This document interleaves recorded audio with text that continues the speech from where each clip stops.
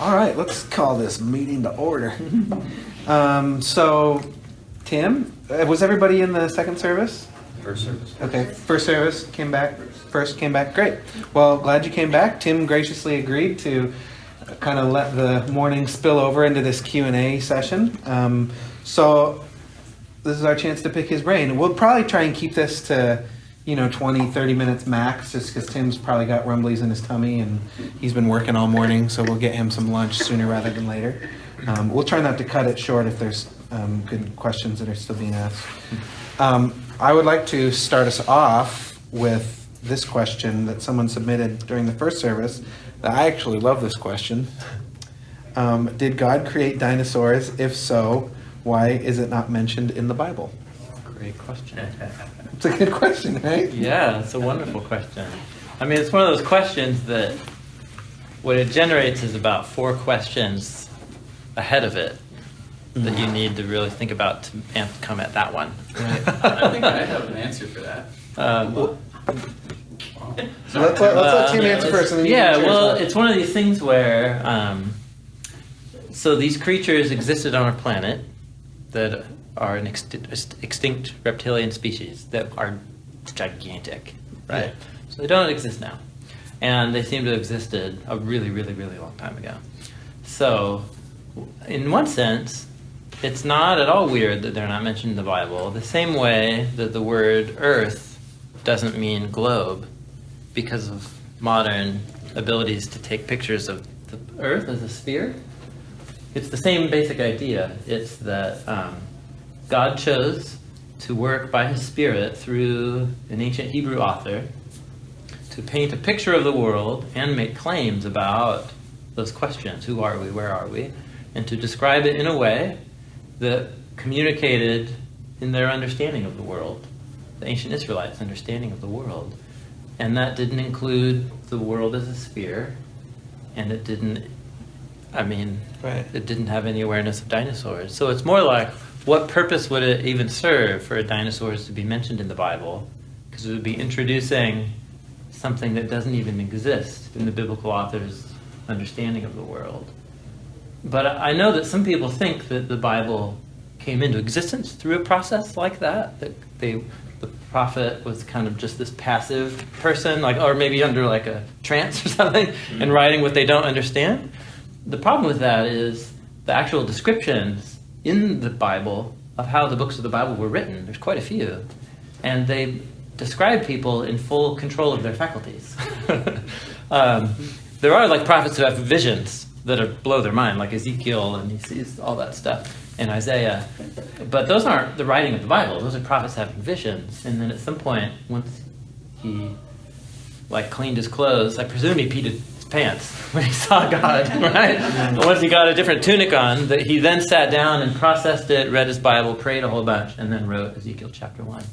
So, on one sense, it's a boring answer to the question.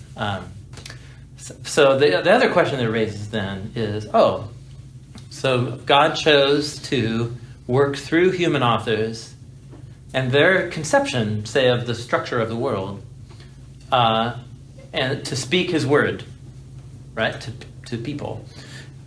What that then means is that there's all kinds of things that simply aren't going to be mentioned or taken into account. There are still things about our universe that we can now observe, like bones in the ground and stars that seem to be millions and hundreds of millions of light years away and this kind of thing. And so what that caused us to do is to say, okay, I have a narrative in Genesis, and then modern research can put together this narrative about the origins and timeline and processes of our universe and so on. So the question is, how do those two relate to each other? And where the tension comes, I think the tension comes in people posing it as, well, either this is what happened, and what that happens maps onto this, and so this can't be true. Or this is what happened, and this is exclusive of that, so this can't be true. Or are there other options, right? Because that's usually how it gets posed. And I believe, in a deep way, yes, there are other options. And Dinosaurs is a great example, where God apparently used when it came to the physical structures of the world or the chronological processes involved, God has used human authors, Israelite authors, who are working with an ancient conception of those things. And that doesn't limit God's ability to speak. But what it does mean is that I have to learn how to see the world through another culture's way of seeing things. And I shouldn't try and mesh these two together. I think the problem comes when we force these two together, which I know is not something that everybody agrees with me on. That is the point of contention in Christian conversations about this. So yeah, I think we also need to learn to agree to disagree. But it really helps to identify where we're disagreeing when we have these conversations. So it's sort of like having your kid, it's like explaining a typewriter when they have to do their project for school. On a laptop, they're like, well, what? How does it work? What is it? Yeah. What is it? That's a good analogy. What is it? Well, it existed, and then typewriters, word processor. What's a word processor? It's like it totally does it. So she dictates her. Yes. Yeah. And that's a helpful analogy. I've actually used that same type of analogy before. But then as I thought about it more, I stopped because what I don't want to communicate is that these biblical authors are somehow primitive or they're less sophisticated in their understanding. They might be less aware of the physical processes and the math. But dude, they're anything but primitive. I mean, these texts are so brilliant and sophisticated and profound, how they work and what they're trying to say. But they are from a different culture with a different concept in their minds. So I'm always looking for good analogies. So whether it's just two different cultures' conceptions of like, what does it mean to honor your parents? You know? Or it was more like that, of just really different ways of seeing the world. And it's not about good or better, it's just different ones or expressions of different points of view. I don't know. Let me throw in another question here. I think this was your question. Doesn't tohu vavohu refer to the whole rather than specific wild waste oceans, a general description rather than specific? If general, then isn't unformed and unfilled descriptive of what God was going to do? Form the heavens and the earth, days 1 through 3, and fill the heavens and the earth, days 4 through 6. And you went on to answer that a lot when I saw the slide up there. Because Yeah. That's right. Yeah, tohu vavohu, sets you up for, unordered environments and uninhabitable. Right. And then it says, tohu, the ordered, the time, the weather, the agriculture, and then the inhabitants. Yeah, it's brilliant. Well, the way they so flow good. out of 4 through 6 flow out of 4 to 1, 5 out of 2, 6 out of 3 lights, and you fill the universe with lights. And again, it's not a literal description, and we get mixed up because we think of it in terms of 6 literal days, and then young and all this other stuff. So. Yes.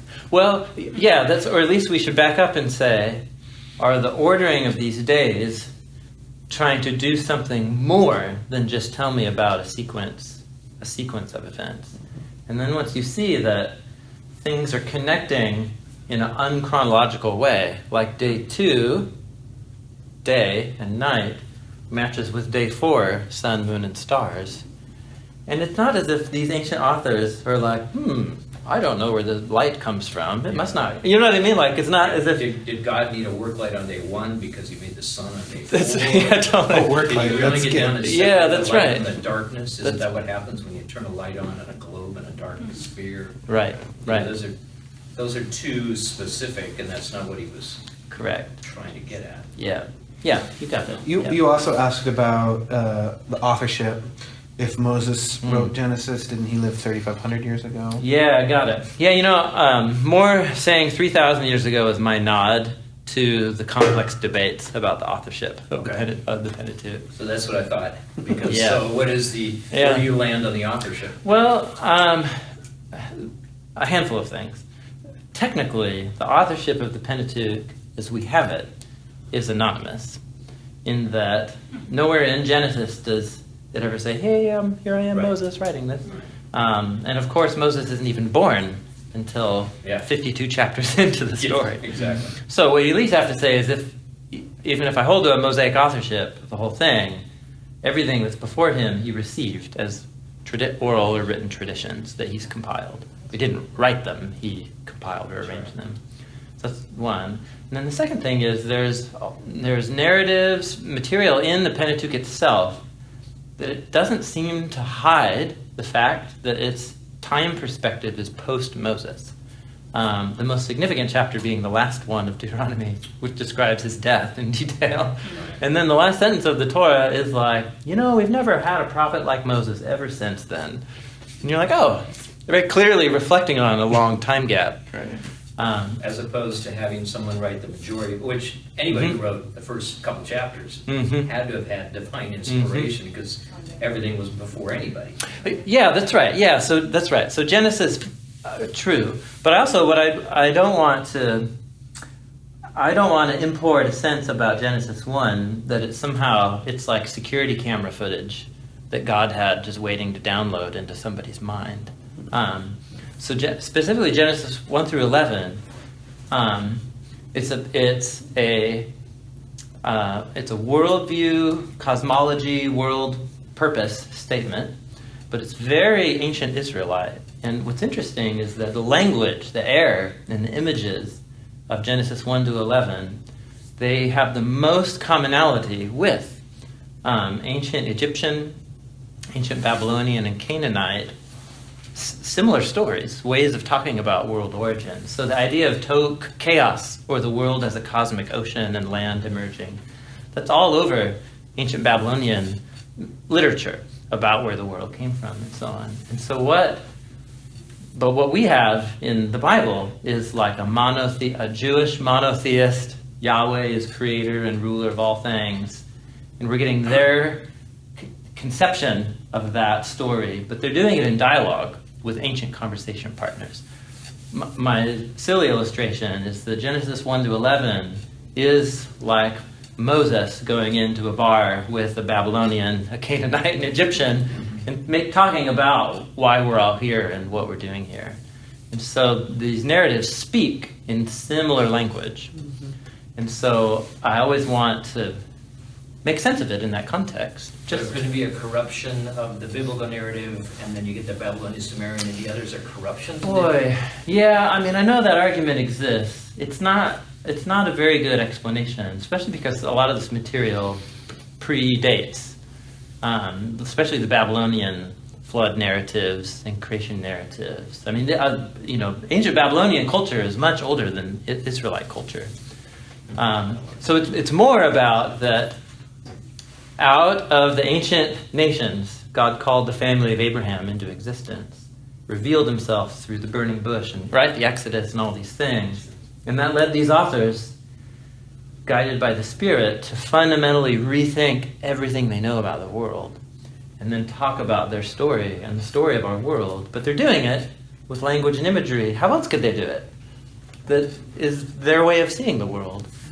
And I think that's the hang-up, it's that God spoke to all of us through this ancient particular family, which means the Bible has a very Israelite ancient stamp to it.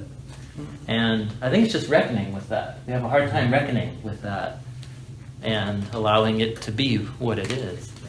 So that raises a bunch of other questions. Yeah. Could it be that these earlier civilizations had told a similar story? I mean, they tell it because it happened, and but then God revealed the truth. Yeah. So there you have to ask a question. So what are we talking about that happened? If we're talking about primal mountains emerging out of the ocean, like for day 3 or 2, separate the waters from the waters, and then the earth gathers together. So there weren't any people around to observe this, but that was a very common conception of the world that we find both in the Bible and among Israel's neighbors. And actually, it goes along with, things get even more uncomfortable when it goes along with, if you draw a picture, if you take all the descriptions of the cosmos in the Old Testament in particular, if you draw a map of it, you end up with a flat disk Earth floating on the deep waters that are described in Tohu Vabohu in verse 2. And then the land emerges out of that, like I'm on, an island. And then, think of these biblical phrases, the pillars of the earth. Why does the earth not totter or shake or sink into the deep? Well, it's on the pillars that are God's ordered the world. And like the sky thing over it with little windows, like in the flood story, the windows of the sky open, and down come the waters above. There's waters up there. That's why it's blue. So it's just the ancient conception of the world. And, we can fly a satellite up there and be like, oh, well, there's ozone, but it's not like solid. It's just different. And so again, we want to make these merge my conception of what happened, how the universe came into existence, with these authors' conception. And that's, for me, that's what I'm trying to say. I think we just need to let them be different expressions of how the world, what the world is. So there was another question, and to kind of piggyback on where that is naturally going. This I think was part of your question. So if we sort of agree that Genesis 1 and 2 doesn't address issues important to the Western mind today, this question is, I'm curious what conclusions you have reached presently about many of these questions, and I'll just sort of add on that. So kind of the elephant in the room are things like evolution, and how are we as believers supposed to work that out? Yep. You don't have to answer that question if you don't No, I'm want happy to. Great. No, you self-selected to be here because you care about these questions. We care. So here we are. Well, you can see where I'm going with, I want to let the biblical narrative exist as a statement that's making its own set of claims.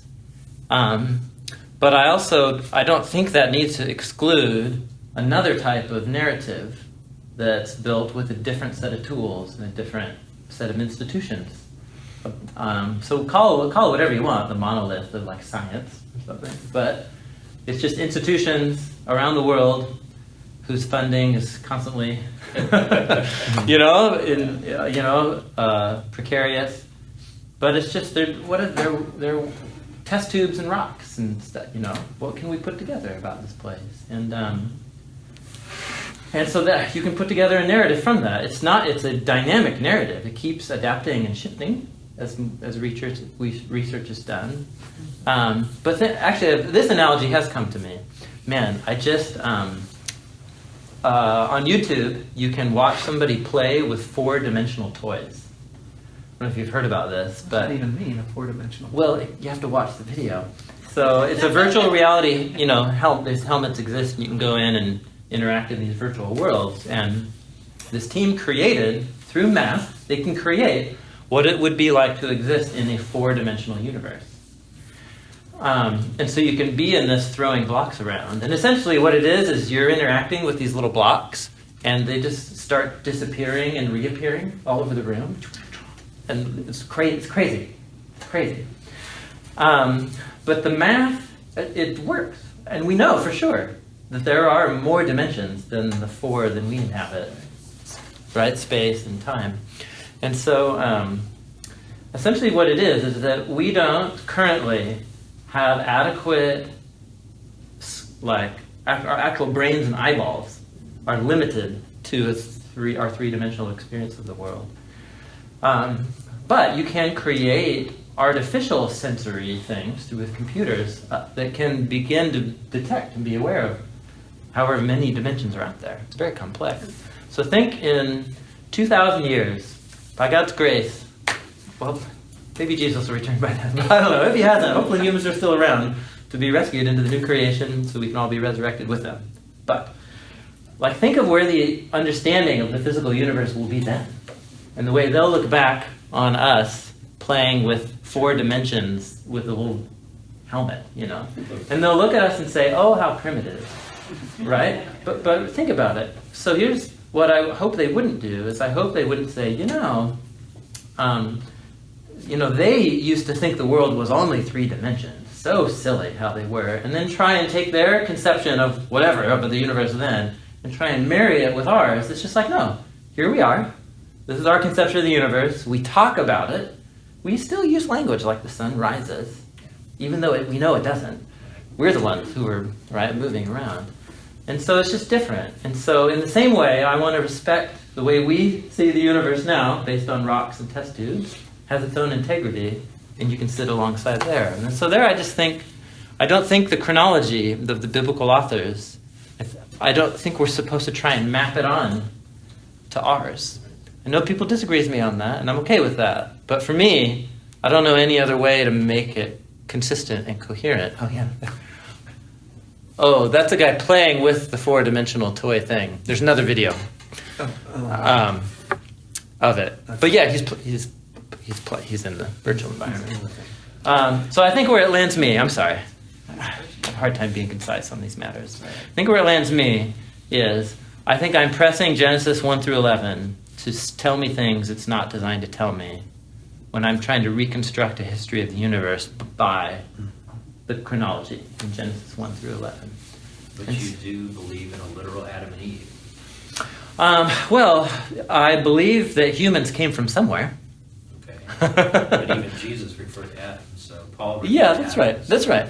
So, but there we have to ask, what are they referring to? They're referring to a narrative figure on pages 1 and 2 of the Bible. Sure.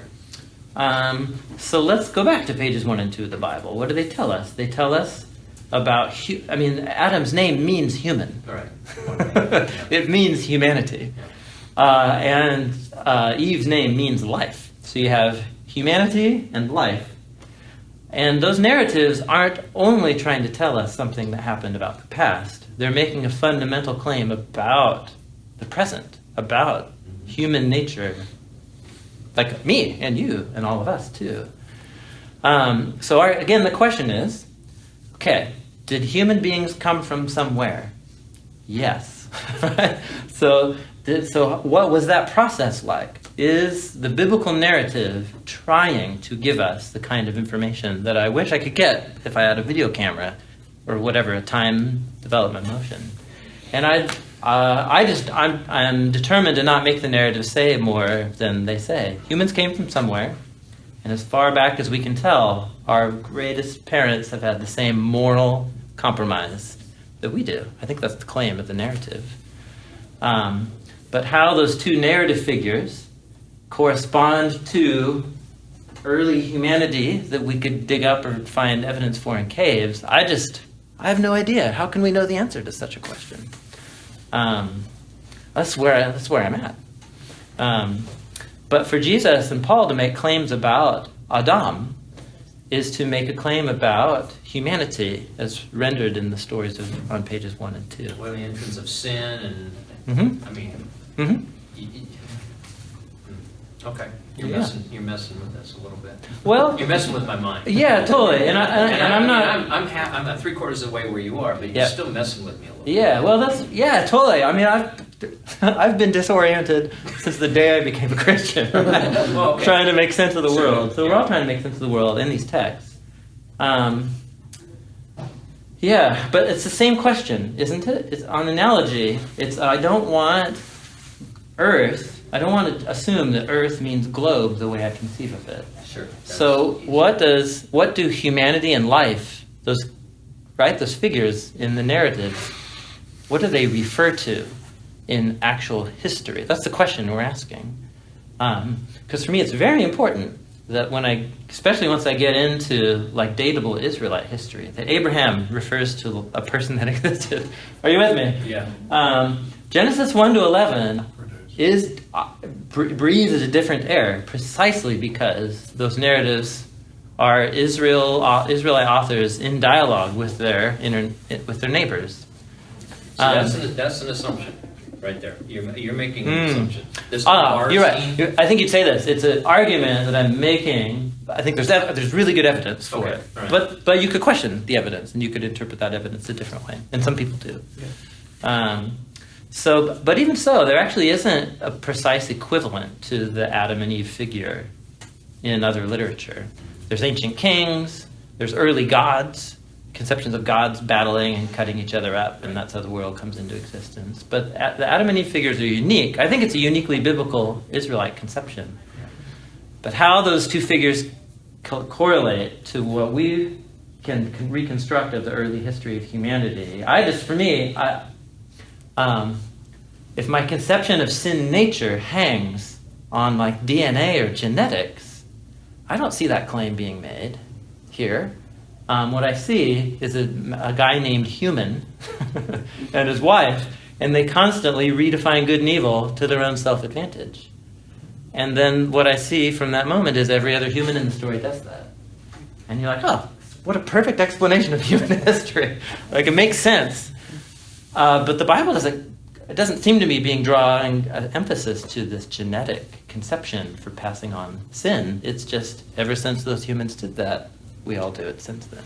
But there you go. That's a whole other thing. Yeah. Related with that is that if we don't see it as a particular original human and life for people, then who sinned, who went against God. Yes. Yeah. So, then we would be thinking that there may be other humans there. I mean, our teaching seems to suggest there was one first Adam who failed. That's a great point. Actually, the narrative is messing with us in Genesis because, of course, the classic thing of where did Cain's wife come from? I mean, they had other children. It seemed... What I'm saying is Cain just leaves after killing his brother, and then he gets married. Yeah. Well, And he built- there's people who offered answers to that. Yeah. That's true. And What I'm saying his is daughters the got together. narrative registers it Right. as something that you have to find an answer to. Sure. So there are different ways to answer that question, but it does. So actually, there's a very ancient Jewish and Christian tradition that Adam and Eve figures are priestly representatives among humans, and they're put into the divine temple to represent God on behalf of the rest of the humans, who then feature in the stories that come after them. There's some problems. Some other questions because There's- we're kind of dominating this. No, that's Some okay. problems with that, We'll get to but it. there's some Right. advantages to that view too. So Yeah. yeah. Yeah, so I mean, for some of you in the room might not be aware of, this is kind of almost more so, I think, than the 6-day The human's origins. Yeah. Yeah. Oh, It- yeah. the question of Adam and Eve is, That's right. is very live right now, and That's there are right. theologians who are debating it and right. having the conversation. And particularly because both Jesus and Paul mention these Adam and Eve figures and reference these narratives. And so the question is, what do Paul and Jesus believe about these? And if I'm going to follow Jesus and submit to his view of the world, does believing in, two single pairs humans that came into existence, and is that what's implied there? I think that's where the debate is right now, Sure. and it's a really good, important conversation to have. And I would just want to, as you ponder and explore it too, just kind of reiterate the challenge that Tim made earlier, that the debate is fun, and it really is. It's cool stuff to talk about. But I would want to push toward not forgetting what are we supposed to be learning from the text. What's the most important thing? And I'll go toe to toe with anybody on that's not the most important question that the text is inviting us into. There's bigger questions at play. Yeah. That doesn't mean it's irrelevant or Yeah. uninteresting, because it's very relevant and interesting. Yeah. But it's definitely not the most important question. Yeah. Okay, just on that, it seems to me that if we're going to say everybody is a sinner, all has fallen short of the great the glory of God, and sin. If there was more than one human that sinned, and there were other humans, Yeah. and only one sinned, Yes. then we didn't all come from just that one. It's kind of messes with that. It seems that we need to be consistent with what on the one rest of the Bible conception, teaches. on another conception, an ancient conception where people groups are viewed much more as corporate wholes. Think of Achan in the story of Joshua, where one guy steals the gold from the Canaanites, the whole nation suffers. So the Hebrew Bible has a very different even conception of the human individual and of sin and guilt than we do as Americans. And so it's just another cultural difference, where in the Hebrew Bible, one can sin, and more than that one are held accountable and deal with the consequences. And that, again, it's just another thing we have to be aware of when we're talking about it. Yeah, it does bring up lots of what's interesting. And I think one of the most relevant things about the Adam and Eve conversation is sin, Mm-hmm. nature, and what That's does right. original sin mean, Yeah. and all Yeah. those questions. And Yeah. those are important questions to Yeah. wrestle Well, with. Paul thought they were. Yeah, Sure. totally. Yeah. Well, but what Paul's been doing is just pondering his own experience in relationship to the Torah. Yeah. You know, I mean, Yeah. once again, like most of his reflections on human nature come from his own prayerful meditation on the Torah itself, on these very narratives that we're talking about. Yeah. So, yeah. Yeah, Lenice, we'll get to you, Jerry, and then make sure you get your question in there. What's up, Lenice? So I want to ask a question because I'm kind of new. Great. So if Jesus came to pay for our sins, didn't he come to pay for everyone's sins? So it doesn't matter if we came from one or many. Sure. Okay, thank you for raising this. This is important. Something that's been really striking me. Throughout the history of all traditions of Christianity, there's been these core sets of called confessions of faith. Like, what's the core set of things to believe that makes you a follower of Jesus versus just a fan of Jesus, but I'm not gonna.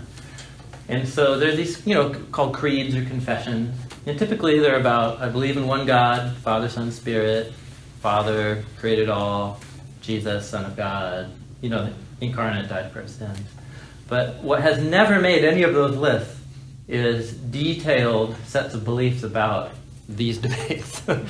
And that's always very interesting to me, that Christianity has had a very wide and diverse set of traditions about world origin.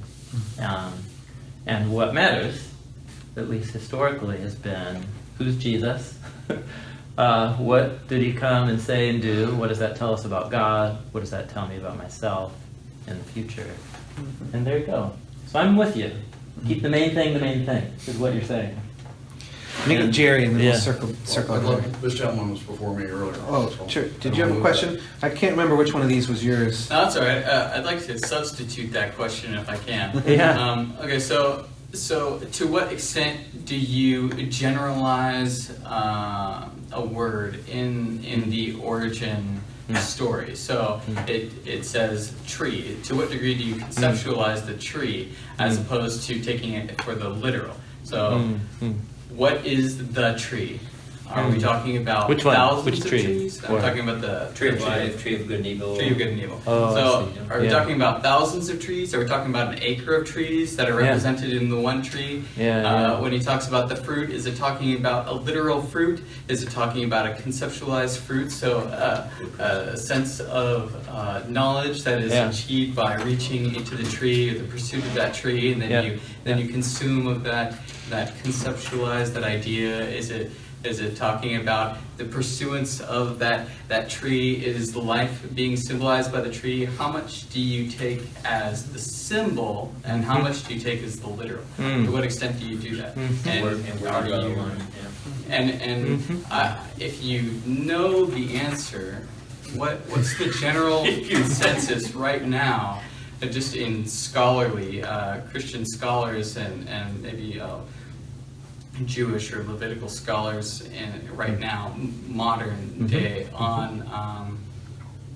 on this, like how much of the creation story is literal versus symbolic? And not that literal takes away from the symbology of things, because I believe that things can be very much both, or the same. They can be Yeah. simultaneously, Real and perfectly, symbolic. completely, conceptual or symbolic and literal. Yeah. Yeah, I mean, there's a bundle of actually like 8 issues in there. They just the way my brain works, it's hard for me to allow them to be together. I like to separate them out. I don't think literal versus symbolic is a helpful framework to come at it with. There is one sense in which it's a narrative.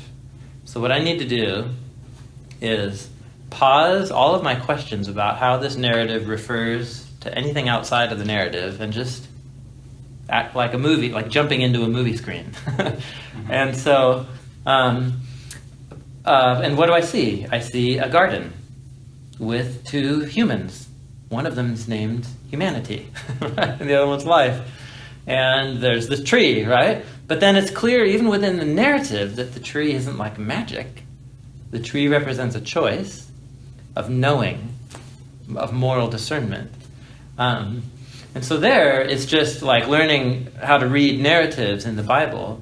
What the author assumes I'll do is I'll press pause, draw on every other story and conception of good and evil, and knowing good and evil in the Hebrew Bible, and then bring it back to bear. And so it's about moral definitions of moral choices, moral discernment. All right, so you live within the narrative world. Then that narrative has a message that makes a claim about what reality and so on. So once I've done my literary narrative reading of the story, then I need to back up and I need to say, okay, to what degree do these narrative elements connect to what I would call the real world outside of it? That's your literal question.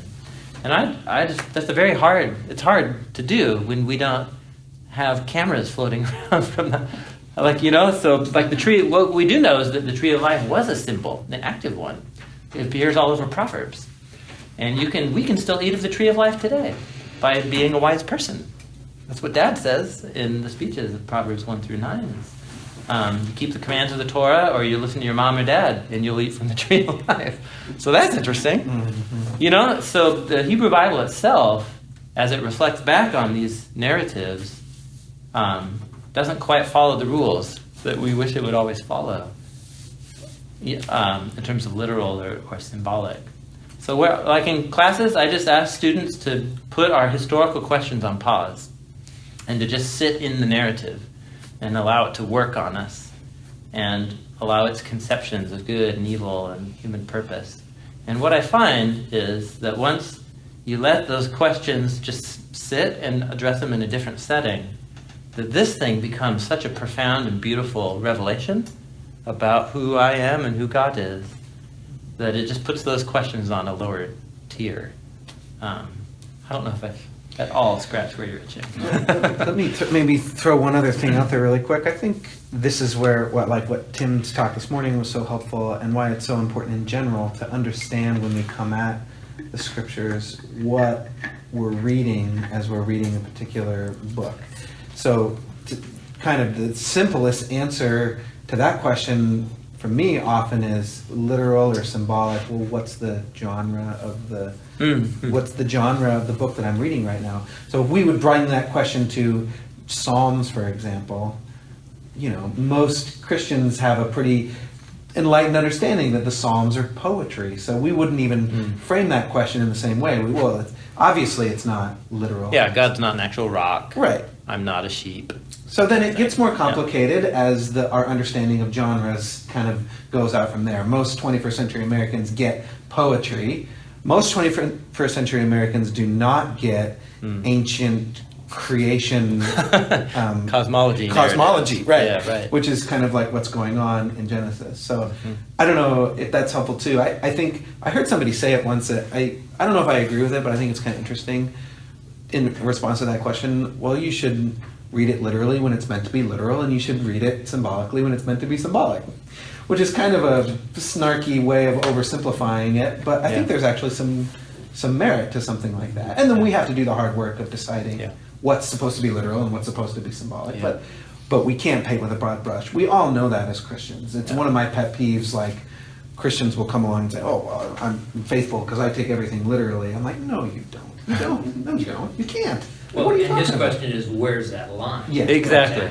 And so, there is no consensus. That's why it's been... There's the answer you're looking for. I'm sorry, I should have just said that. No, I was wondering... There is no consensus. Where there are is camps that tend to form around different views of where people draw the lines. And to me, it comes down to, is it telling the truth? And I don't mean the modern conceptualization of what truth is, and that you have your own truth as an individual. And what's the truth according to biology? What's the truth according to spirituality and theology? I'm not talking about that. I'm talking about actual truth. And I'm talking about whether it's stating the truth. And to me, there has to be some point of literal truth, or else it is based on... The question is on what level, because you can write a narrative that truly depicts the human condition, but you could do it through a parable. Jesus did it all the time.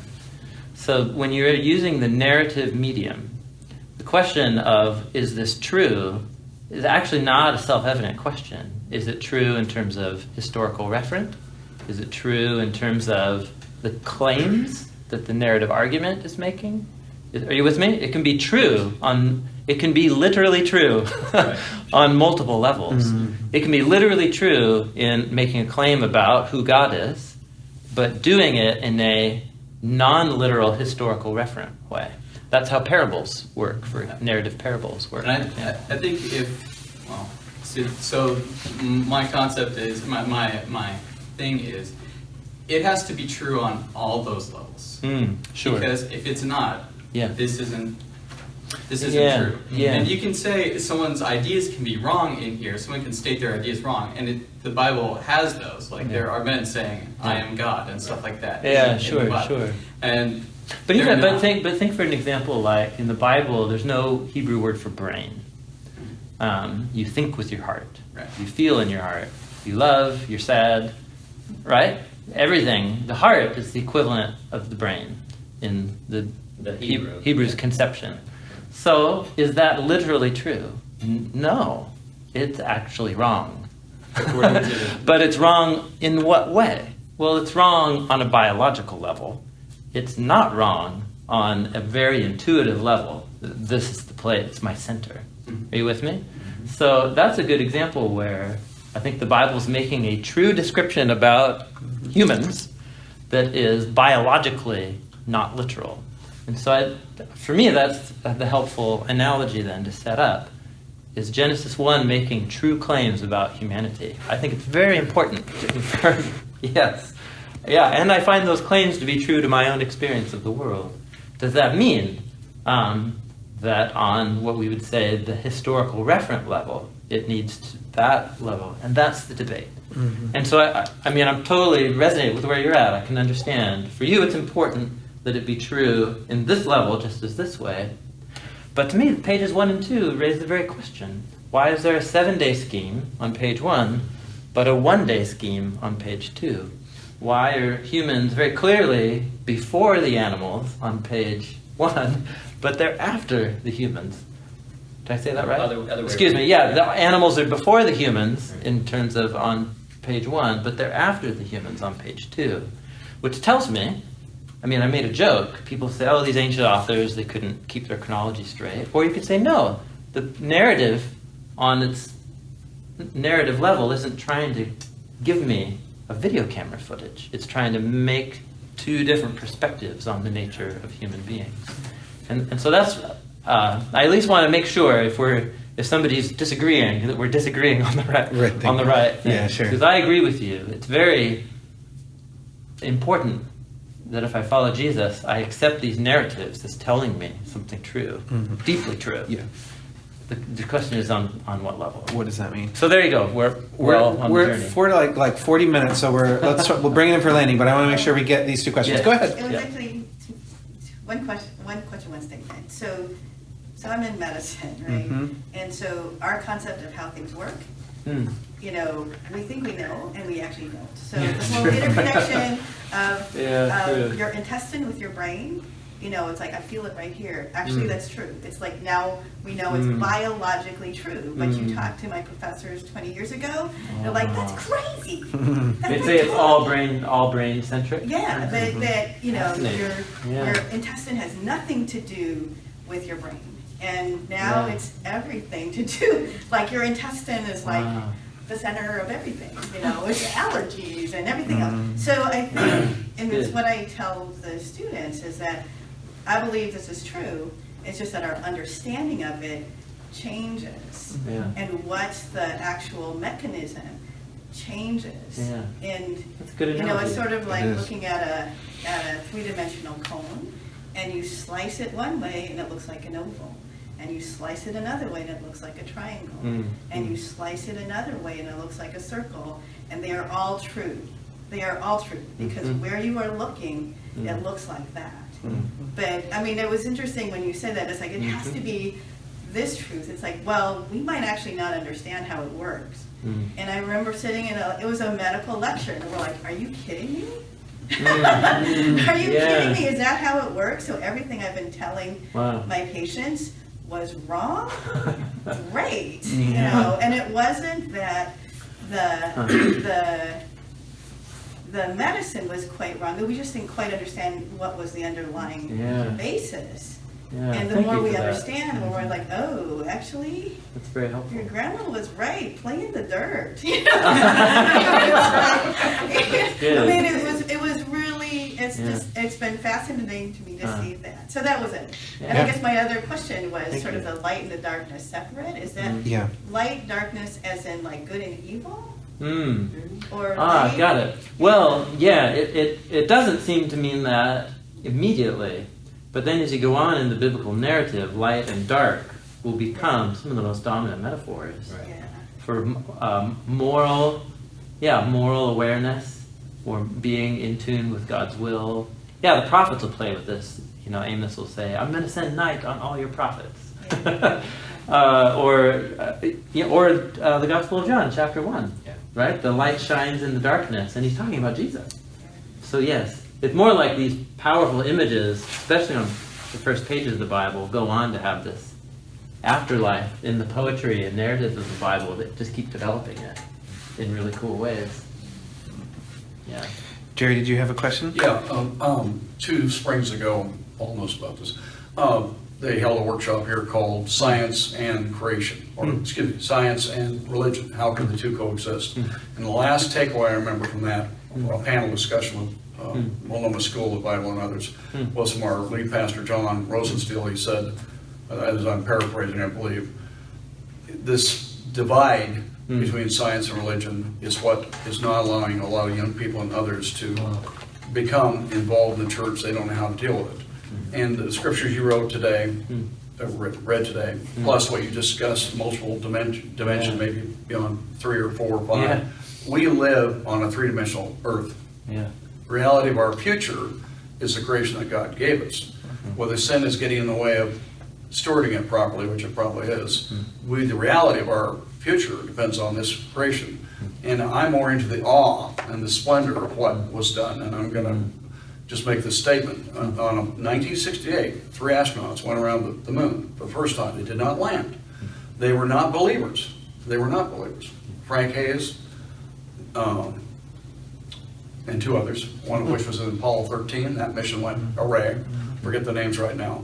But they chose to read from Genesis, the same things you did today, on December 24th, and sent it back to Earth, that message, with what you just read today. And God bless all of you on the good earth. And I'm trying to figure out a way in my life. I developed an environmental center, worked there for 25 years. This impasse between the environment and humankind is still there. Stevenson, vice president, said it at one time. We live in 2 worlds, an old order that's not yet dead, and a new order that's not yet fully born. That's our problem, is living on between these 2 worlds, one that's not fully developed and one that's in the future. And I guess my point here is I think we need to focus in on splendor and the amazing things that creation does. And the fine points that are important to some are not as big as the big point. We live in a 3-dimensional world. The 3-dimensional creation supports us. We should understand the provision that was given to us and how unique it is in all its forms. And that's just how I feel. In order to solve these challenges before us, even Dawkins, the atheist, and Hawkins, that people think are an atheist, Stephen Dawkins never believed, I don't believe. Stephen Hawking did at one time. And he's gone off into this business of multiple dimensions and so forth. Carl Sagan, I met him 2 months before he died in Portland. And that man, at the end of one of the last tapes on Cosmos, was asked by the owner, Fred Turner, of that company, I'll just say this real quick, what do you really think about this business? Is there another dimension? Is there a God behind all this? And he said, I'm dying. I'm not going to be around a lot longer. It's on the trailer of that tape.